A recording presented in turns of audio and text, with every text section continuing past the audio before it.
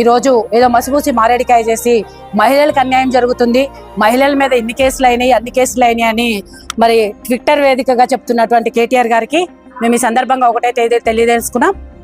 ముఖ్యంగా మహిళలకి సమాన హక్కులు కానివ్వండి, గౌరవంగా మరి గౌరవిస్తున్నటువంటి పార్టీ కాంగ్రెస్ పార్టీ అని ఈ సందర్భంగా తెలియజేస్తూ, ముఖ్యంగా రేషన్ కార్డులే తీసుకొనియండి. రేషన్ కార్డులు కూడా ఈ రోజు మహిళా పేరు మీద ఒక డిజిటల్ కార్డు సందర్భంగా ఒక కార్డుని ప్రింట్ చేసి ఇంటికి యజమానిగా ప్రకటించి రేషన్ కార్డులు ఇవ్వడం జరుగుతుంది. మరి అదే విధంగా ఇంటికి హక్కుదారులుగా ఇందిరమ్మ ఇండ్లు కూడా ఈ రోజు మహిళలనే ప్రాతిపదిక చేసుకొని మహిళల పేరు మీదనే మా ఇంటికి రాని మహారాణి మహిళలే మహారాణి అనే సందర్భంగా మరి ఈ రోజు ఇందిరమ్మ ఇండ్లను కూడా మహిళల పేరు మీదనే కాంగ్రెస్ ప్రభుత్వం ఇవ్వడం జరుగుతుంది.